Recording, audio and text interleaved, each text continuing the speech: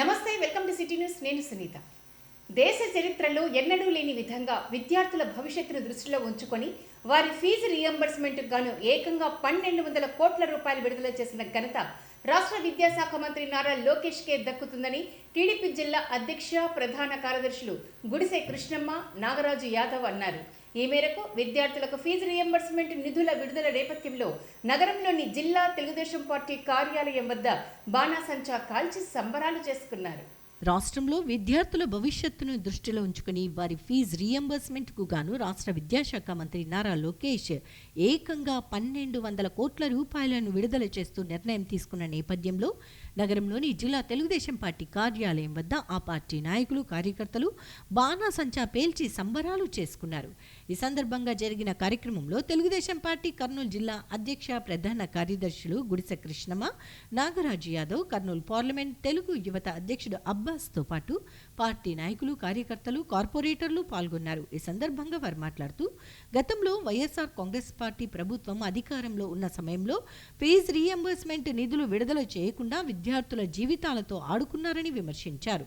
రాష్ట్ర ప్రభుత్వం అప్పట్లో ఫీజు రీఎంబర్స్మెంట్ నిధులు విడుదల చేయకపోవడంతో పేద విద్యార్థులు విద్యకు దూరమయ్యే పరిస్థితుల్లో పడిపోయారని వివరించారు. రాష్ట్రంలో కూటమి ప్రభుత్వం అధికారంలోకి వచ్చాక విద్యార్థుల భవిష్యత్తును దృష్టిలో ఉంచుకుని రాష్ట్ర విద్యాశాఖ మంత్రి నారా లోకేష్ 1200 కోట్ల రూపాయలను ఫీజు రీఎంబర్స్మెంట్ నిధుల కింద విడుదల చేసి చరిత్ర సృష్టించారని అన్నారు. పేదరికం కారణంగా విద్యార్థులు చదువుకు దూరం కారాదని తాను నిర్వహించిన యువగళం పాదయాత్రలో రాష్ట్ర మంత్రి నారా లోకేష్ గమనించారని, దానిని దృష్టిలో ఉంచుకుని ప్రస్తుతం 1200 కోట్ల రూపాయలను ఫీజు రీఎంబర్స్మెంట్ కింద విడుదల చేశారని వెల్లడించారు. ఈరోజు పార్టీ ఆఫీస్ ఎదురుగా బాణాలు కాలుస్తూ ప్రజలందరికీ కూడా స్వీట్లు పంచేటువంటి ప్రోగ్రాం చేస్తున్నాము. ఒకటే గుర్తుపెట్టుకోండి, గత ప్రభుత్వంలో విద్యారంగం పూర్తిగా నిర్లక్ష్యానికి గురై డ్రాప్అవుట్లు జరిగినాయి. ఎప్పుడైతే ఈ రాష్ట్రంలో విద్యార్థులు చదువుకుంటారో 100% అక్షరాస్యత జరుగుతుందో అప్పుడే రాష్ట్ర అభివృద్ధి జరుగుతున్నటువంటి కలలు కంటున్న మా యొక్క లోకేష్ గారి విధానానికి ఇదొక నాంది అని చెప్పి నేను చెప్తున్నాను. భవిష్యత్తులో కూడా ఇలాంటి నాయకుడు మనకు ఉండడం చాలా గర్వకారణము. వారిని కాపాడుకోవాల్సినటువంటి బాధ్యత ఈ రాష్ట్ర ప్రజల మీద ఉందని చెప్పేసి తెలియజేస్తూ 2019 నుంచి 24 వరకు స్టూడెంట్స్కి రీఎంబర్స్మెంట్ పడలేదు. దానివల్ల స్టూడెంట్స్కి ఏమైందంటే వాళ్ళకి సర్టిఫికెట్స్ టైంలో సరైన సమయంలో దొరకక వాళ్ళు ఉన్నతమైన చదువులకు వెళ్ళక అక్కడే ఆగిపోవడం జరిగింది. ఎప్పుడైతే మన తెలుగుదేశం పార్టీ వచ్చిందో వెంటనే మన చంద్రబాబు నాయుడు గారు మరియు మన లోకేష్ అన్న గారు మన ప్రైవేట్ విద్యా సంస్థలకు, కళాశాలలకు అందరికీ హామీ ఇచ్చినారనమాట. మేము ఎటువంటి పరిస్థితుల్లో కూడా ఫీజు రీఎంబర్స్మెంట్ను ఇస్తాము అని హామీ ఇచ్చిన తర్వాత వాళ్ళకి ప్రైవేట్ కళాశాల యాజమాన్యం వాళ్ళు పిల్లలకి సర్టిఫికెట్స్ను ఇవ్వడం జరిగింది. తర్వాత వాళ్ళు ఉన్నత విద్య కోసం వాళ్ళు చదువుకోవడం కూడా జరిగింది. ఈ విధంగా మనము చెప్పిన మాట ప్రకారము మన తెలుగుదేశం పార్టీలో జరిగినంత మన నాయకత్వంలో జరిగినంత అభివృద్ధి ఎక్కడా జరగలేదు. మన విద్యాశాఖ మంత్రి గారు ప్రమాణ స్వీకారం చేసిన మొదటి రోజు నుంచే విద్యా పరంగా విద్యా సంస్థలలో ఎన్నో రకమైన సంస్కరణలు తీసుకురావడం జరిగింది. తల్లికి వందనం అంటే మనకు ఎంతమంది పిల్లలు ఉంటే అంతమందికి 13,000 రూపాయలు ప్రతి ఒక్కరికి, ఇంట్లో 4 ఉన్న 5 మంది 6 మంది ఉన్న వాళ్ళకు కూడా రావడం జరిగింది. ఈ పథకాన్ని అమలు చేయడానికి 10,090 కోట్ల రూపాయలు ఇవ్వడం జరిగింది. ఈ పథకం ద్వారా 67.27 లక్షల మంది విద్యార్థులకు లాభం చేకూరుస్తుంది. అదేవిధంగా 1 క్లాస్ 1 టీచర్ అనే ఒక ప్రోగ్రామ్ని మన లోకేష్ అన్న గారు తీసుకురావడం జరిగింది. ఎందుకంటే ప్రతి క్లాస్కి ఒక టీచర్ ఉండడం అనేది చాలా అవసరము. అదే కాకుండా మెగా డిఎస్సి ద్వారా 16,000 పోస్టులను భర్తీ చేయడం జరిగింది. మారుమూల ప్రాంతాలకు వెళ్ళినా కూడా పిల్లలకు టీచర్లు ఈరోజు అందుబాటులో ఉన్నారు. పిల్లలకు టీచర్లు ఉంటేనే కదా వాళ్ళకి చదువు నేర్పించగలరు. అంతేకాకుండా లీప్ యాప్ అనే యాప్ ద్వారా పేరెంట్స్కి ప్రతి విషయము పిల్లలకి అందుబాటులో ఉండేటట్లు, అంటే వాళ్ళ పిల్లలు చదువుతున్నారా లేదా, ఈ యాప్ ప్రతి ఒక్కరింట్లో ఎంతో కొంత చదివిన వాళ్ళు ఉంటారు. ఆ యాప్ డౌన్లోడ్ చేసుకోవడం ద్వారా టీచర్స్ మెసేజ్ పెడితే వాళ్ళ పేరెంట్స్ చూసుకోవచ్చు అన్నమాట.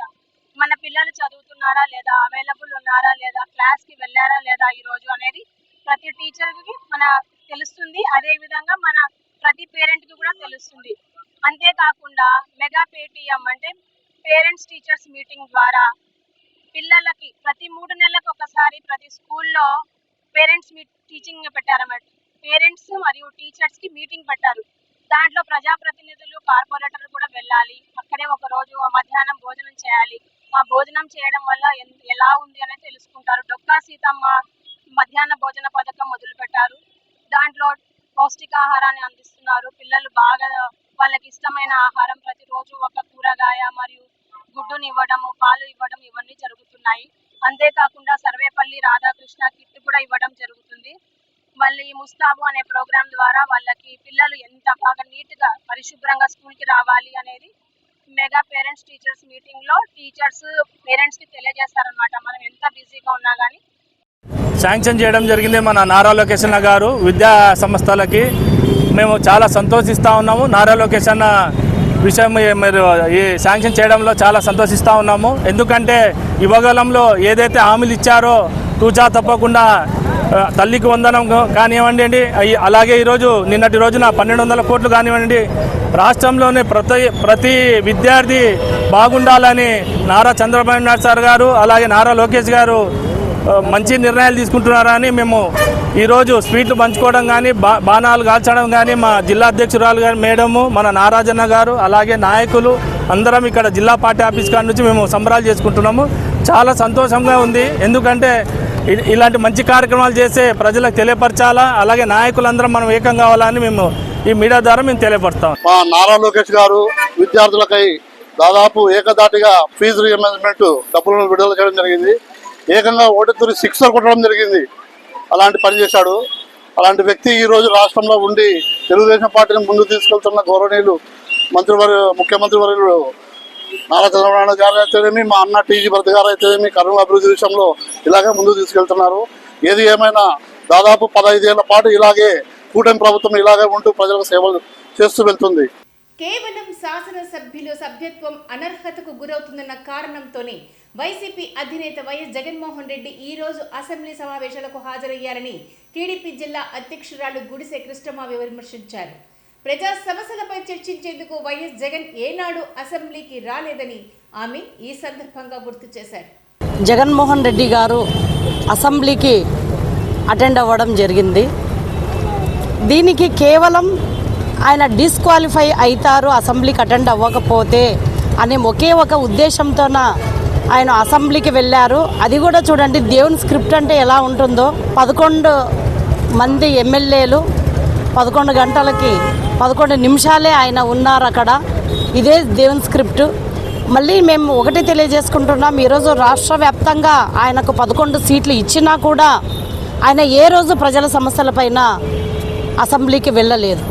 ఈ 2024 నుంచి ఇప్పటి వరకు కూడా ఎప్పుడైతే తమ వెళ్ళకపోతే డిస్క్వాలిఫై అవుతారో అప్పుడు మాత్రమే వెళ్ళి మొన్నటి వరకు దొంగ సంతకాలు బయటనే చేసి వచ్చారు.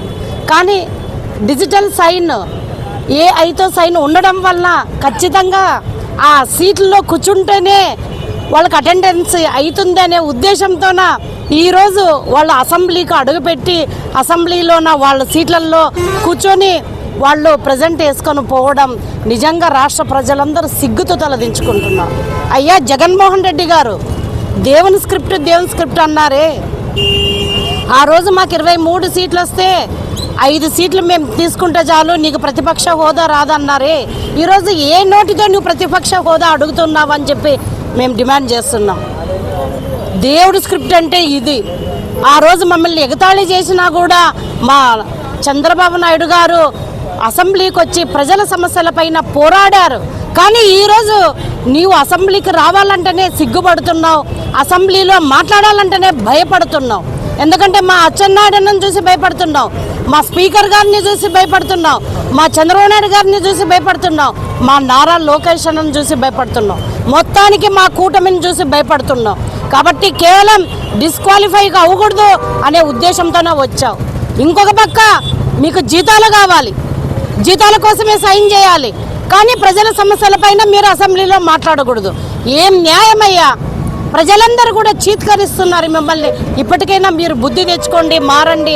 ప్రజా సమస్యలను మీకు ఓట్లేసి గెలిపించింది అసెంబ్లీలో మాట్లాడడానికి కానీ మీరు దొంగ సంతకాలు పెట్టి జీతభత్యాలు డిఏలు టీఏలు తీసుకోవడానికి కాదు. ఇప్పటికైనా మీరు మారండి. ఏదైనా ఉంటే అసెంబ్లీలో వచ్చి పోరాటం చేయండి ప్రజల పక్షాన. లేకపోతే 11 సీట్లు కూడా భవిష్యత్తులో మీకు రావు అని చెప్పి ఈ సందర్భంగా తెలియజేసుకుంటున్నాను. భారత ఎన్నికల సంఘం ప్రతిష్టాత్మకంగా చేపట్టిన స్పెషల్ ఇంటెన్షియల్ రివిజన్ ప్రక్రియకు ఓటర్లు సహకరించాలని ఎలక్టోరల్ రిటర్నింగ్ అధికారి మున్సిపల్ కమిషనర్ విశ్వనాథ్ కోరారు. ఎన్ఐఆర్ ప్రక్రియ పురోగతిపై నియోజకవర్గ బిఎల్ఓలతో ఆయన టెలికాన్ఫరెన్స్ నిర్వహించారు. నగరంలోని తన కార్యాలయంలో మున్సిపల్ కమిషనర్ విశ్వనాథ్ మాట్లాడుతూ భారత ఎన్నికల సంఘం ప్రతిష్టాత్మకంగా చేపట్టిన స్పెషల్ ఇంటెన్సివ్ రివిజన్ ప్రక్రియకు ఓటర్లు సహకరించాలని కోరారు. ఎస్ఐఆర్ ప్రక్రియ పురోగతిపై నియోజకవర్గ బిఎల్ఓలతో టెలికాన్ఫరెన్స్ నిర్వహించి ప్రీ ఇంటెన్సివ్ రివిజన్ సర్వే పురోగతిని సమీక్షించారు. దిగువన ఉన్న పోలింగ్ కేంద్రాల పనితీరుపై అసంతృప్తి వ్యక్తం చేస్తూ సర్వేను వేగవంతం చేయాలని ఆదేశించారు. ప్రజల్లో అవగాహన పెంచేందుకు మైక్ ప్రకటనలు, బ్యానర్ల ద్వారా ఇప్పటికే చర్యలు తీసుకున్నామని తెలిపారు. అర్హులైన ప్రతి పౌరుడి పేరు ఓటరు జాబితాలో నమోదు కావాలని ఆదేశించారు. డూప్లికేట్ నమోదులు, మరణించిన వారి పేర్లు మరియు అనర్హుల వివరాలను తొలగించడంలో నిర్లక్ష్యం చేయవద్దని సూచించారు. ఓటరు జాబితా సమగ్ర సవరణలో ఖచ్చితత్వం అత్యంత కీలకమని తెలిపారు. బిఎల్ఓలు ఇంటింటికి వెళ్లి వివరాలను ధృవీకరిస్తూ పారదర్శకంగా సర్వే పూర్తి చేయాలని పేర్కొన్నారు. కొత్తగా 18 సంవత్సరాలు పూర్తి చేసిన యువత వెంటనే నమోదు చేసుకోవాలని కోరారు. బిఎల్ఓలు ఇంటికి వచ్చినప్పుడు ఆధార్ కార్డు, ఓటరు గుర్తింపు కార్డు, చిరునామా ధృవీకరణ పత్రాలు సిద్ధంగా ఉంచాలని తెలిపారు. వివరాల్లో తప్పులు ఉంటే సంబంధిత బిఎల్ఓలను సంప్రదించి సరిచేయించుకోవాలని సూచించారు. ఖచ్చితమైన ఓటరు జాబితా న్యాయమైన ఎన్నికలకు పునాదిగా నిలుస్తుందని అన్నారు. సందేహాల నివృత్తి కోసం టోల్ ఫ్రీ నంబర్ 1950కు కాల్ చేయవచ్చని లేదా voter.eci.gov.in కానీ nvsp.in వెబ్సైట్లు సందర్శించవచ్చని తెలిపారు. అల్లా ఆశీస్సులతో హజ్ యాత్రికులు తమ యాత్రను విజయవంతంగా పూర్తి చేసుకుని సురక్షితంగా దేశానికి రావాలని కర్నూలు ప్రభుత్వ సర్వజన వైద్యశాల పర్యవేక్షక అధికారి డాక్టర్ వెంకటేశ్వర్లు, రాష్ట్ర హజ్ కమిటీ సభ్యుడు మన్సూర్ అలీఖాన్ అన్నారు. ఈ మేరకు నగరంలోని ప్రభుత్వ సర్వజన వైద్యశాలలో హజ్ యాత్రికులకు వైద్య పరీక్షలు, వ్యాక్సినేషన్ కార్యక్రమాన్ని నిర్వహించారు. ఈ ఏడాది ఏప్రిల్ నెలలో పవిత్ర హజ్ యాత్రకు వెళ్తున్న హజ్ యాత్రికులకు వ్యాక్సినేషన్ కార్యక్రమాన్ని నిర్వహించారు. కార్యక్రమంలో ప్రభుత్వ సర్వజన వైద్యశాల పర్యవేక్షక అధికారి డాక్టర్ వెంకటేశ్వర్లు, జిల్లా వైద్య ఆరోగ్య శాఖ అధికారి డాక్టర్ భాస్కర్, జిల్లా ఇమ్యునైజేషన్ అధికారి ఉమా, రాష్ట్ర హజ్ కమిటీ సభ్యులు మన్సూర్ అలీఖాన్, ఆంధ్రప్రదేశ్ హజ్ సొసైటీ అధ్యక్షుడు మహమ్మద్ పాషా తదితరులు పాల్గొన్నారు. జిల్లా నుంచి హజ్ యాత్రకు వెళ్లనున్న 155 మంది యాత్రికులకు వైద్య పరీక్షలు, టీకాల కార్యక్రమాలను నిర్వహించారు. ఈ సందర్భంగా జరిగిన సమావేశంలో ప్రభుత్వ సర్వజన వైద్యశాల పర్యవేక్షక అధికారి డాక్టర్ వెంకటేశ్వర్లు మాట్లాడుతూ పవిత్ర హజ్ యాత్రకు వెళ్లే యాత్రికులకు వ్యాక్సినేషన్ కార్యక్రమాన్ని ప్రాముఖ్యతగా గుర్తించి చేపట్టినట్లు వివరించారు. ప్రభుత్వ సర్వజన వైద్యశాల అభివృద్ధికి రాష్ట్ర మంత్రి టీజీ భరత్ ఎంతో కృషి చేస్తున్నారని, ఆయన అసెంబ్లీ సమావేశాల కారణంగా ఈ కార్యక్రమానికి హాజరు కాలేకపోయారని తెలిపారు. అల్లా ఆశీస్సులతో హజ్ యాత్రను విజయవంతంగా పూర్తి చేసుకుని క్షేమంగా తిరిగి రావాలని ఆకాంక్షించారు. అనంతరం రాష్ట్ర హజ్ కమిటీ సభ్యులు మన్సూర్ అలీఖాన్ మాట్లాడుతూ గతంలో ఎన్నడూ లేని విధంగా హజ్ యాత్రకు వెళ్లే యాత్రికుల కోసం రాష్ట్ర ప్రభుత్వం అవసరమైన అన్ని చర్యలు తీసుకుందని తెలిపారు. ఈ ఏడాది ఆంధ్రప్రదేశ్ రాష్ట్రం నుంచి దాదాపు 2000 మంది యాత్రికులు వెళ్తున్నారని, వారందరికీ రాష్ట్ర ముఖ్యమంత్రి నారా చంద్రబాబు నాయుడు, రాష్ట్ర మంత్రులు నారా లోకేష్, టీజీ భరత్, ఎన్ఎండి ఫారూక్ అవసరమైన అన్ని రకాల సహకారాలు అందిస్తున్నారని తెలిపారు. రాష్ట్ర మంత్రి టీజీ భరత్ రాయలసీమ ఉర్దూ యూనివర్సిటీ నిర్మాణానికి ₹1 కోటి విరాళాన్ని ప్రకటించిన విషయాన్ని ఆయన గుర్తు చేశారు. ముఖ్యంగా హజ్ యాత్రికుల కోసం ఆయన ప్రత్యేక శ్రద్ధ కనబరుస్తున్నారని తెలిపారు. మిస్ అవుతున్నాం ఈ రోజు మనం విజయం చెప్పాలి మినిస్టర్ గారిని. సార్ ఆధ్వర్యంలో హాస్పిటల్కు ఎంత కృషి చేస్తున్నారు. సార్ బిజీ మీటింగ్ ఉండడం వల్ల రాలేకపోతున్నారు, లేకపోతే తప్పకుండా వచ్చేవాళ్ళు ఈ సమావేశానికి. నాకు 2 days బ్యాక్ ఫోన్ చేశారు ఇట్లా మన్సూర్ గారు, సార్ ఇట్లా ఉందంటే లేదా మనం కండక్ట్ చేద్దామని. స్పెషలిస్ట్ డాక్టర్స్ని, పల్మనాలజిస్టు, ఫిజిషియన్, గైనకాలజీ సర్జన్స్ని అందరికీ ఒక టీం వేసి వీళ్ళందరికీ మనం బాగా వ్యాక్సినేషన్ కానీ, మెడికల్ చెకప్ కానీ, వాళ్ళకి ఏమైనా ప్రాబ్లం ఉంటే మనము ట్రీట్ చేసి పంపించాలి. వీళ్ళంతా ఆరోగ్యంగా హజ్ వెళ్ళి బాగా దర్శించుకొని క్షేమంగా తిరిగి రావాలని మనకు ఇన్స్ట్రక్షన్ ఇచ్చాను. సో అల్లా దయ వల్ల మీరంతా వెళ్ళి బాగా దర్శించుకొని మళ్ళీ కర్నూలుకి తిరగాలని కోరుతూ ఈ సమావేశానికి నన్ను పిలిచి वैक्सीनेशन कैंप और स्क्रीनिंग टेस्ट के लिए आए हुए हुज्जाज इकराम, हमारे सलीम नायब साहब, हमारे आज हम लोग इस मकसद से जुड़े हैं कि आपकी सेफ्टी, मरकज़ हुकूमत और सऊदी अरेबिया के हुकूमत से ये ऐलान हुआ इस साल कि आपका वैक्सीनेशन और स्क्रीनिंग टेस्ट गवर्नमेंट हॉस्पिटल में होना है, इसलिए हम लोग इधर ये प्रोग्राम कर रहे हैं। गुज़िश्ता सालों में क्या होता था, कहीं फंक्शन हॉल में वगैरह बैठ के आप लोग करते थे और उसके हिसाब से आप लोगों को वो जो टेस्ट था वहाँ पे इंजेक्शन देके भेजते थे। तो आज जो है हमारा मकसद आप लोगों को और थोड़ा 60 ईयर्स अबव वालों को एक वैक्सीनेशन एक्स्ट्रा रहेगा और बाकी लोगों के लिए जो जनरल टेस्ट और स्क्रीनिंग टेस्ट वो रहेगा। और एक इस बार हम लोग क्लस्टर्स बनाए, ग्रुप्स, निंदल ग्रुप, हमारा कर्नूल ग्रुप और आधुनिक ग्रुप, ऐसे नोडल ऑफिसर को भी हम लोग अपॉइंट करे हैं जो आप लोगों की देखरेख में हमेशा रहेगा। उसके साथ हुज्जाज इकराम आप लोगों के साथ रहेंगे और हम लोग भी आपका पूरा मुआयना करते रहेंगे। आप लोगों का व्हाट्सएप ग्रुप भी बनेगा जिसमें हम लोग आपकी पल पल की खबर रखेंगे। वहाँ पे जाने के बाद आप लोगों को एक नुस कार्ड के हिसाब से एक ट्रैकिंग कार्ड दिया जाएगा, उसमें आपका पूरा डिटेल फिक्स रहेगा, आप कहाँ जा रहे हैं, कहाँ आ रहे हैं, उसका भी आप लोगों के साथ हम उसको इधर से मुआयना करेंगे इंशाल्लाह। నగరంలోని తమ ఇంటి స్థలాన్ని కొంతమంది వ్యక్తులు నకిలీ పత్రాలతో తమదని బెదిరిస్తున్నారని, వారి నుండి రక్షణ కల్పించాలని నగరానికి చెందిన చిన్న వీరమ్మ అనే మహిళ కుటుంబ సభ్యులు కోరారు. ఈ మేరకు తమను ఆదుకోవాలని కోరుతూ వారు జిల్లా కలెక్టర్ కార్యాలయం ఎదుట నిరసన కార్యక్రమాన్ని నిర్వహించారు. నగరంలోని వక్కెరవాగు సమీపంలో ఉన్న తమ ఇంటి స్థలాన్ని కొంతమంది వ్యక్తులు నకిలీ ధృవపత్రాలతో వచ్చి ఆ స్థలం తమదంటూ వేధిస్తున్నారని నగరానికి చెందిన చిన్న ఈరమ్మ అనే మహిళా కుటుంబ సభ్యులు నగరంలోని జిల్లా కలెక్టర్ కార్యాలయం ఎదుట నిరసన కార్యక్రమాన్ని నిర్వహించారు. ఈ సందర్భంగా వారు మాట్లాడుతూ గత 30 సంవత్సరాలుగా స్థలంలో నివాసం ఉంటున్నామని, అయితే ఈ స్థలానికి సంబంధించిన పత్రాలు 2009వ సంవత్సరంలో వచ్చిన వరదల్లో కొట్టుకుపోయాయని తెలిపారు.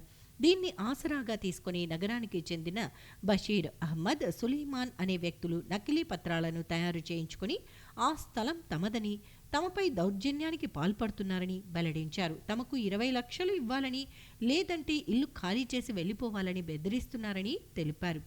జిల్లా కలెక్టర్, జిల్లా ఎస్పీ జోక్యం చేసుకుని తమ ఇంటి స్థలాన్ని అన్యక్రాంతం కాకుండా తమకు న్యాయం చేయాలని కోరారు. చిన్నయ్యమ్మ గారు గత 35 సంవత్సరాలుగా కష్టపడి ఎన్నో అవస్థలు పడి ఎంతో తిప్పలు పడి తన 3 పిల్లల్ని బతికించుకుని కష్టపడి తను పోగు చేసుకున్న కొంచెం డబ్బుని పోగు చేసుకుని తను ఒక కొన్న స్థలానిపై దౌర్జన్యంగా ఈ రోజు మా మీద దౌర్జన్యానికి పాల్పడుతున్నారు. నకిలీ పత్రాలని క్రియేట్ చేసుకుని మరి మా మీదకి వచ్చి దౌర్జన్యం చేసి మిమ్మల్ని గెంటేస్తాము, బయటికి తోసేస్తాము, నువ్వు వాడదాన్ని, నీకు దిక్కు మొక్కు ఉండదు, మేమేమైనా చేసినా అని చెప్పి దౌర్జన్యంగా మా మీద అక్రమంగా మా మీద దౌర్జన్యానికి పాల్పడుతున్నారు. దాని గురించి మాకు న్యాయం జరగాలి. మా మీద దౌర్జన్యానికి వచ్చిన వారు బషీర్ అహ్మద్, కరీం ఖాన్ మరియు సులేమాన్ అహ్మద్ వాళ్ళు మా మీద 4గురిని పిలుచుకొని వచ్చి మరి మా మీద దౌర్జన్యం చేస్తున్నారు. మేము టైలర్స్ కాలనీలో నివసిస్తున్నాము. అక్కడ మా మీదకి వచ్చి బలవంతంగా మేము ఎంత కష్టపడి 35 ఏళ్లుగా మేము అక్కడ జీవనం చేస్తున్నా మమ్మల్ని కనీసం కూడా లెక్క చేయకుండా మీకు ఏ హక్కు ఉందని నకిలీ పత్రాలు పుట్టించుకొని మా మీద దౌర్జన్యం చేస్తున్నారు. దానికోసం గాను మాకు న్యాయం జరగాలని మేము కలెక్టరేట్ కు వచ్చాము.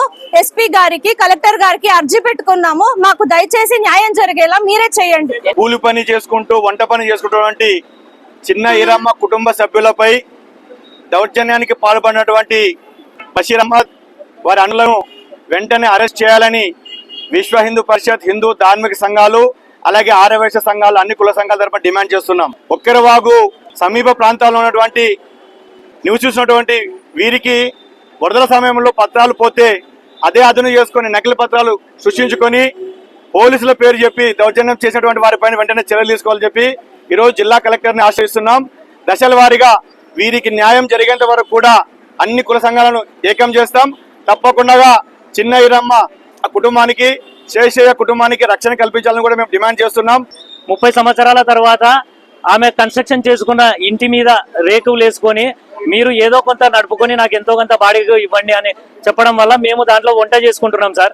దాన్ని ఇప్పుడు మాది అని చెప్పి బషీర్ అహ్మద్, సులేమాను, బషీర్ అహ్మద్, అహ్మద్ బాషా అనే వ్యక్తులు మాది అని చెప్పి నకిలీ పత్రాలు తీసుకొని వచ్చినారు సార్. ఇప్పుడు మా దగ్గర ఎటువంటి పత్రాలు లేవు. ఎందుకు అంటే 2007లో 2009లో వరదలలో మా దగ్గర ఉన్న పత్రాలు మొత్తం పూర్తిగా వెళ్ళిపోయినాయి సార్. కాకపోతే మేము ఎంఆర్ఓ ఆఫీస్కి అర్జీ పెట్టుకున్నాం సార్.